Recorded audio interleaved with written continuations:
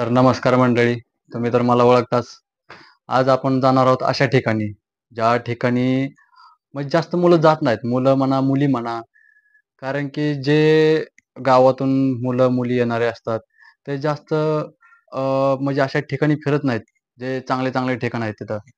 जास्त करून मुलं तर कुठे फिरतात, एफ-सी रोड, आपलं प्राणी संग्रहालय किंवा इतर अजून आहेत, काही ठिकाणे आहेत. पण ज्या ठिकाणी आपल्याला जायचं आहे, अशा ठिकाणी कोणी जात नाही. कारण की काही जणांना माहीतच नाही ते ठिकाण.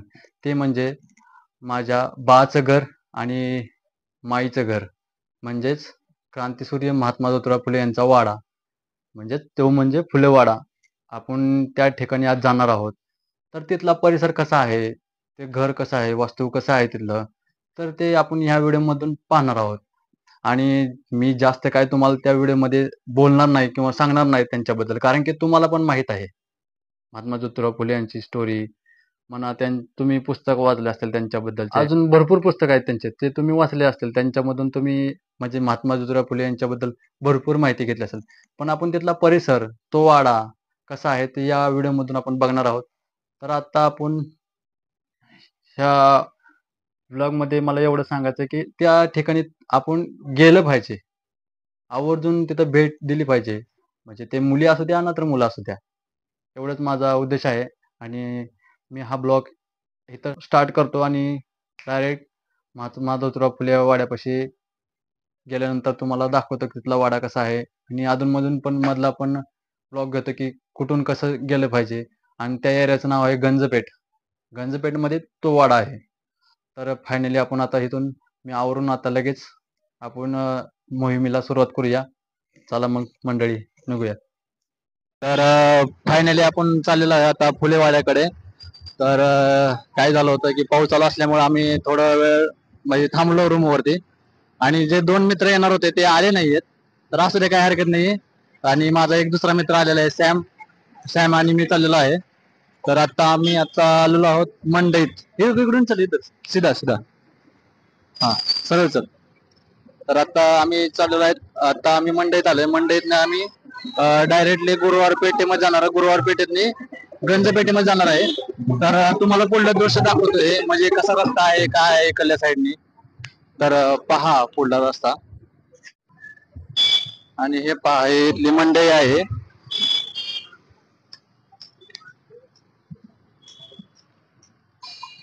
आणि ह्या बाजूला दगडूशेठ गणपतीचं मंदिर आहे, अपोजिट साईडला, लेफ्ट साईडला. आणि हा जो रस्ता येतो सरळ तिकडून दगडूशेठवरनं, त्या रस्त्याने सरळ वरती यायचं. म्हणजे जे स्वारगेटला रस्ता जातो त्या रस्त्याने आपल्याला जायचंय. म्हणजे त्या रस्त्याने आपण स्वारगेटच्या रस्त्याने जर गेलो तर तिथून पुढे तिसऱ्या चौकातनं लेफ्ट मारायचं. म्हणजे तर त्या सिग्नल, हा जो समोर तुम्हाला सिग्नल दिसतोय तिथून लेफ्ट घ्यायचा. तिथे एक मंदिर लागतंय, छोटस मंदिर आहे. नाही, त्या सिग्नल पासून लेफ्ट घ्यायचा,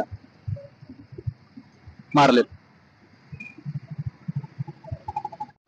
पाहू शकता तुम्ही दृश्य पाठीमागचे वगैरे, खूप गाड्या वगैरे आहेत.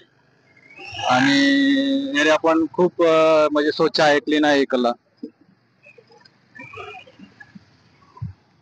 म्हणजे गर्दी वगैरे काही नाही, एवढी जास्त गर्दी नाहीये इथं. एकदम व्यवस्थितपणे आपला प्रवास होतो इथून. बरोबर आहे की नाही सॅम? गर्दी असली तर अवघड आहे का नाही जायचं. तर चला, तुम्हाला महात्मा फुले वाड्यापाशी गेल्यानंतर मी तिथं दाखवतो तुम्हाला की फुलेवाडा कसा आहे आणि तिथला परिसर पण कसा आहे ते. तर चला जाऊया आपण. आतमध्ये एंट्री करताना असं नाव आहे, महात्मा फुले पेठ प्रवेशद्वार स्वागतम. तर इथं नाव आहे. आणि नंतर इथं महात्मा ज्योतिराव फुलेंचा एक स्मारक पण आहे. म्हणजे आतमध्ये जाताना आपल्याला समजेल फुलेंचं स्मारक आहे. तर तुम्ही बघू शकता. आणि इथून आतमध्ये जाण्याचा हा रस्ता आहे पूर्ण. चल.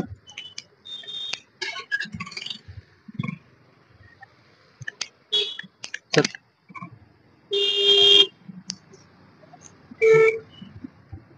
तर फायनली आपण त्या रस्त्याने चाललेलो आहे आतमध्ये.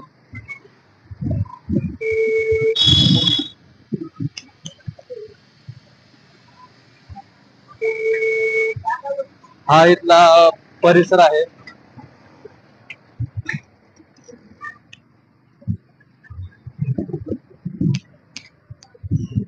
पुढल्या चौकातने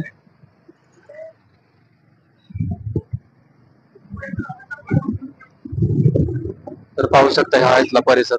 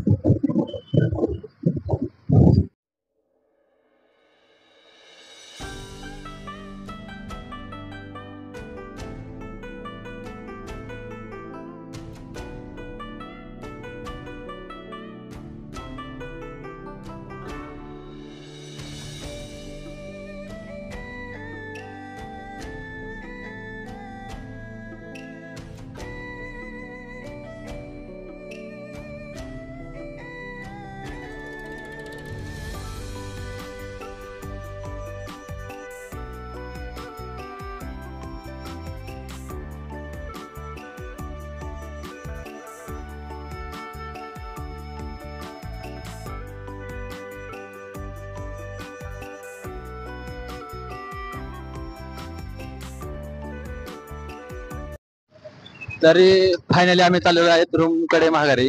कारण की आम्हाला वाडा तर बघायला भेटला, पण वाड्यामधला व्हिडिओ काढायला भेटला नाही. काय हरकत नाही, वाडा बघायला भेटणं हेच आमची अभिमानाची गोष्ट आहे. कारण की आतमध्ये अलाउड नव्हतं व्हिडिओ काढणं वगैरे. कारण की त्यांचे काही रूल्स होते, त्यांनी आम्हाला तसे सांगितले. त्यांनी आम्हाला बोलले की तुम्ही लिगली प्रोसेस करा आणि तिथून परमिशन घेऊन या. परमिशन घेऊन आल्यानंतर तुम्ही व्हिडिओ बनवू शकता.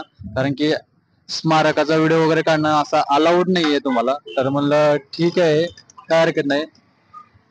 नेक्स्ट टाइम आल्यानंतर आम्ही परमिशन घेऊन येऊ आणि तुम्हाला आतमधला वाडा वगैरे नक्कीच दाखवू.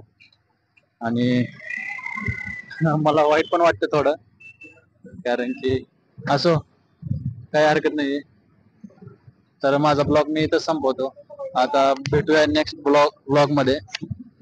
कधी ब्लॉग येते कधी व्लॉग येते, तर व्लॉग मध्ये भेटूया नेक्स्टच्या. काहीतरी नवीन घेऊन येऊ. असो, ठीक आहे, धन्यवाद.